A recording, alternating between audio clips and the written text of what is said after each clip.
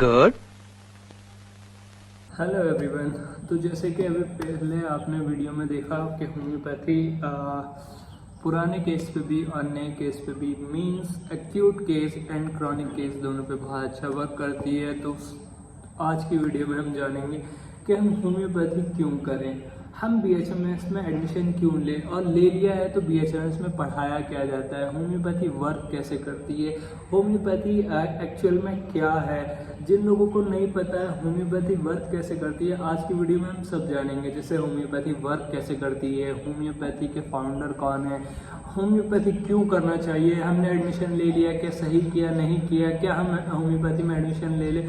तो इन सब चीज़ के आंसर मैं दूंगा आज की वीडियो में। और हम दूसरे कोर्स छोड़कर हम होम्योपैथी के पास आ रहे हैं, तो क्या हमने सही डिसीजन लिया या हमें कोई और सा भी कोर्स मिल सकता था तो हमने वो सब चीज़ ड्रॉप करके होम्योपैथी चूज़ की, क्या हमारा गलत डिसीजन तो नहीं था। तो इन सब चीज़ के आंसर मैं आज की वीडियो में दूंगा बहुत अच्छे से। तो सबसे पहले मैं अपने बारे में बता दूं, मेरा नाम है Farman Siddiqui, student of government homeopathy medical college and hospital Azamgarh. तो सबसे पहले जानते हैं होम्योपैथी के बारे में। Homeopathy BHMS bachelor of homeopathy medicine and surgery. तो ये सेम एज 5.5 ईयर का कोर्स है, 4.5 साल तुम्हारा कॉलेज है, 1 साल तुम्हारा इंटर्नशिप है, और इंटर्नशिप में स्टाइपेंड भी मिलता है गवर्नमेंट कॉलेज में, जिसके लिए मैंने पहले बात की हुई है। तो स्टाइपेंड के लिए अलग से एक पर्टिकुलर वीडियो बना दी जाएगी, उसमें उसकी बात करेंगे। फिलहाल हम होम्योपैथी के बारे में बात कर रहे हैं। तो देखो, जो फादर हैं होम्योपैथी के, doctor Christian Friedrich Samuel Hahnemann, उनका जो जन्म हुआ था 10 अप्रैल 1755 उनकी डीओपी है। तो जब वो पैदा हुए थे तो वो उनके फादर पोर्सलिन का एक पेंटिंग वगैरह जो वो सब चीज़ का काम करते थे। तो वो चाहते थे कि वो भी वही वर्क करते, लेकिन वो पढ़ाई में अच्छे थे। तो उनके टीचर, जब कोई बच्चा ब्रिलियंट होता है या अच्छा होता है तो उसको टीचर भी ऑटोमेटिक सपोर्ट करते हैं, और उनके लिए मतलब उनके पेरेंट्स को भी समझाते हैं कि आपका बच्चा अच्छा है। तो ऐसे ही कुछ हैनीमैन के साथ हुआ था। ठीक है, हम उनकी हिस्ट्री और बायोग्राफी में नहीं जा रहे, वो हम अलग से अगर वो कहेंगे तो वो भी बता दिया जाएगा। खैर, तो जब वो फिजिशियन थे, तो जब वो डॉक्टर अपनी प्रैक्टिस कर रहे थे तो उन्होंने देखा अपने प्रैक्टिस के टाइम पे कि जो डिफरेंट मोड ऑफ ट्रीटमेंट हैं वो बहुत गलत थे।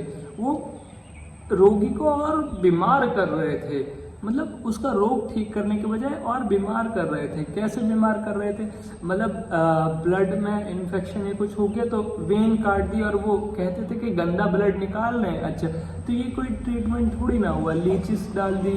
देखो, उनके टाइम पे तरह तरह के मतलब फॉल्स स्पेकुलेशन थे, मतलब जो चले आ रहे थे, जैसे कोई कर रहा था वही चीज़ वो कर रहे थे।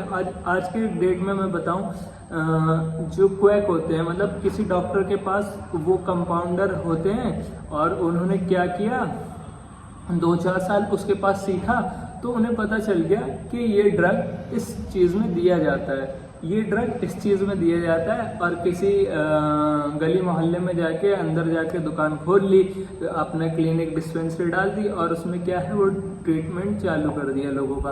तो क्या है, भर भर के स्टेरॉइड दिए जा रहे हैं लोगों को और बीमार कर रहे हैं। हालांकि लोगों को ऐसा लगता है 10-20 रुपए की दवाई ले ली हम ठीक हो रहे हैं। भाई, तुम्हें सप्रेस कर दिया गया, तुम्हें इतने तगड़े हाई डोज में क्या दे दिए जाते हैं, स्टेरॉइड्स दे दिए जाते हैं जो सप्रेस कर देते हैं। तो ऐसा ही कुछ तब था।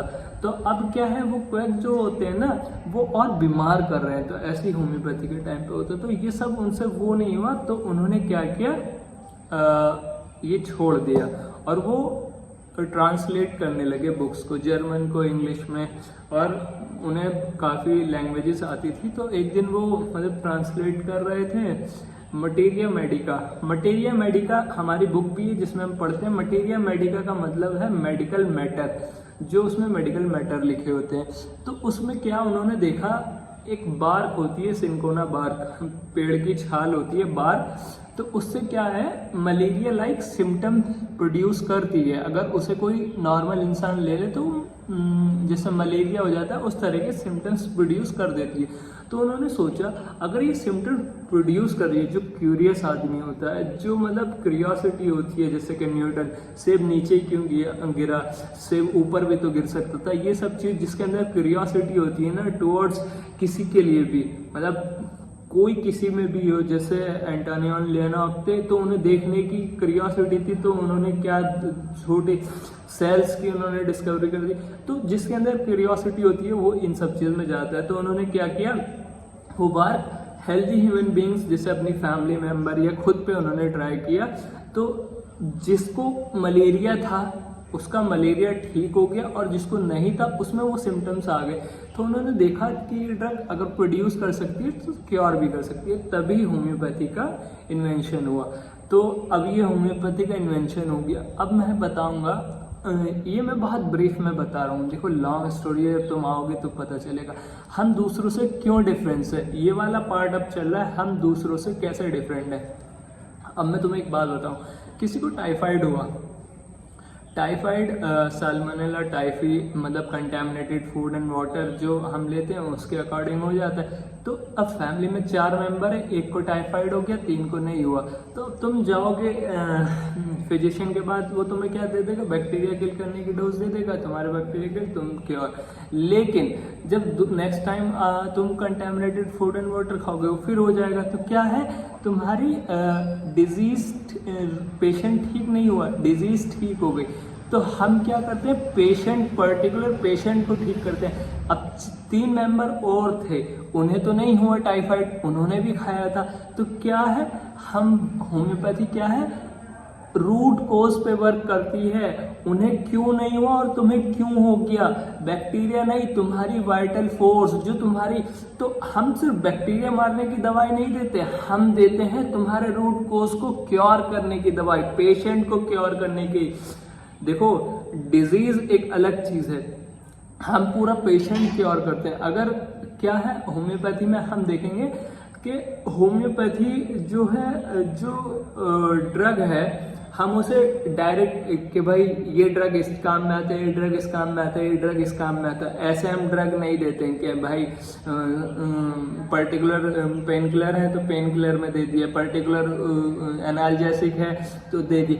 नहीं, हम पेशेंट को ट्रीट करते हैं, डिजीज को ट्रीट नहीं करते। मैं अच्छे से एक्सप्लेन करता हूँ।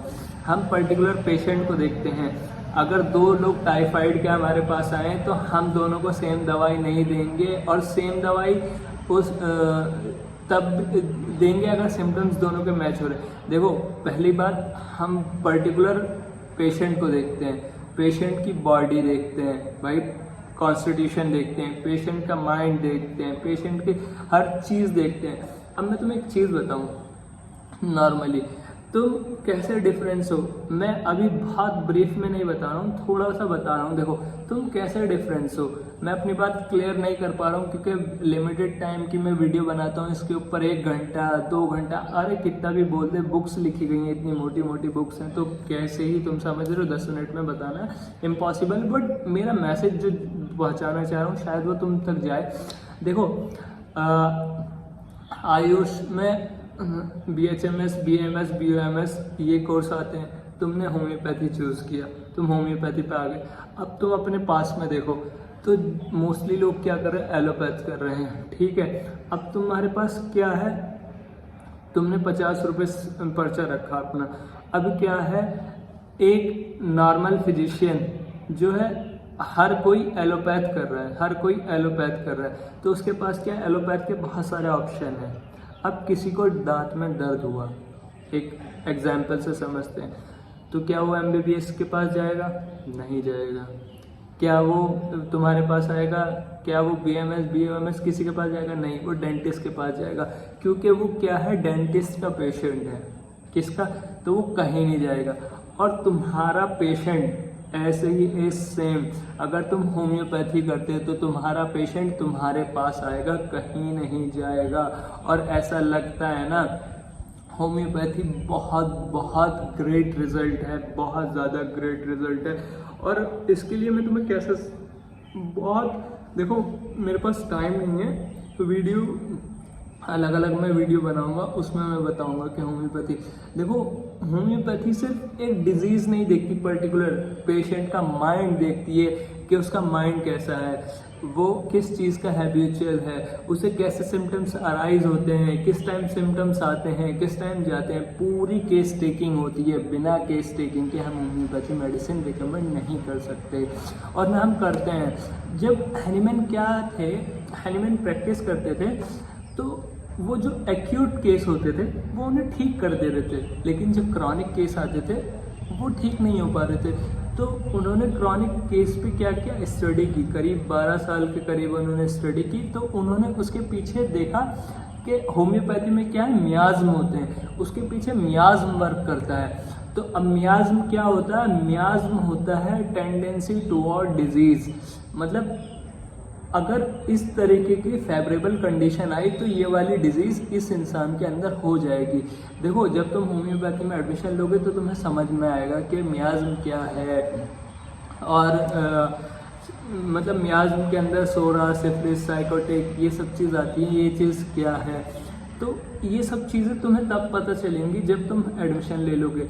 और होम्योपैथी में तुम बहुत एफिकेसी के साथ मतलब बहुत अच्छे रिजल्ट हैं, बहुत अच्छा तुम अर्न भी कर सकते हो, तुम दूसरों से डिफरेंस हो। मैंने बताया ना, तुम्हारा पेशेंट अगर तुम्हारा है, तुम अच्छे होम्योपैथ हो, तो जैसे एक डेंटिस्ट का पेशेंट कोई नहीं छीन सकता, तो तुम्हारा पेशेंट भी कोई नहीं छीन सकता। तुम्हारे पास इतने नंबर ऑफ पेशेंट आएंगे, क्योंकि यार हर कोई आज के टाइम पे साइड इफ़ेक्ट से परेशान है, नेचुरल पैथी की तरफ जा रहा है। और जब तुम अच्छा रिजल्ट दोगे, देखो मुझे नहीं लगता कि तुम्हारे पेशेंट को छीन सकता है। तो ये वीडियो थोड़ी सी लंबी होती जा रही है, लेकिन मैं तुम्हें बताऊं, मैं अपना मैसेज सही से नहीं कन्वे कर पाया हूँगा, लेकिन थोड़ी मेरी बात समझना, हम क्यों डिफरेंस है।